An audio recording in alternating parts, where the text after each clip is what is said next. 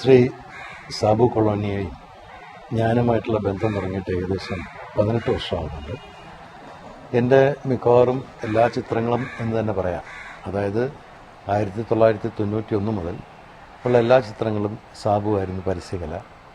ഈ പരസ്യകലയിൽ സാബു കാണിക്കുന്ന വൈഭവം, അതായത് ഓരോ ചിത്രത്തിനും അതിൻ്റെ മൂഡനുസരിച്ച് പരസ്യം ചെയ്യുക എന്നൊരു നയം അത് സാബുവിനുണ്ടായിരുന്നു.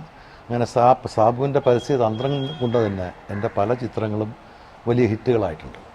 ആദ്യം ചെയ്ത പടം എൻ്റെ സൂര്യപുത്രിക്ക്, പിന്നെ പപ്പയുടെ സ്വന്തം അപ്പൂസ്, മണിച്ചിത്രത്താഴ്, അനിയത്തിപ്രാവ്, ഹരികൃഷ്ണൻസ്, ഈ പടങ്ങളിലൊക്കെ ഒരു വല്ലാത്ത പരസ്യങ്ങളാണ് ചെയ്തിരുന്നത്. ആ പരസ്യങ്ങൾ കൊണ്ട് തന്നെ ആ ചിത്രങ്ങൾ വളരെ കയറിപ്പോയി. ഓരോ ചിത്രത്തിനും എന്താണ് അതിൻ്റെ ടോട്ടൽ മൂഡ് അതനുസരിച്ചിട്ടാണ് സാബു പരസ്യം ചെയ്യുന്നത്.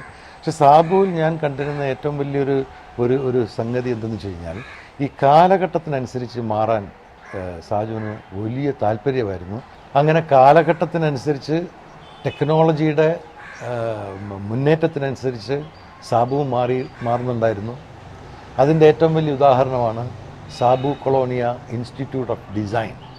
ഒരു ഇൻസ്റ്റിറ്റ്യൂട്ട് തന്നെ സ്ഥാപിക്കുക എന്നുള്ളത് സാബുവിന് കഴിഞ്ഞത് അദ്ദേഹത്തിൻ്റെ അർപ്പണമാണ്. അതായത് ഈ പരസ്യകലയോടുള്ള അർപ്പണമാണ്.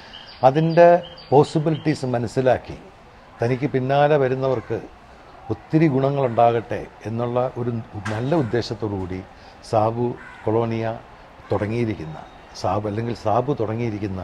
ഈ Sabu colonia institute of design എന്ന ആ സ്ഥാപനത്തിന്, ഇപ്പോൾ കോഴിക്കോടും എറണാകുളത്തും നടന്നുകൊണ്ടിരിക്കുന്ന ആ സ്ഥാപനത്തിന് എല്ലാ ഭാവുകങ്ങളും ഞാൻ നേരുന്നു.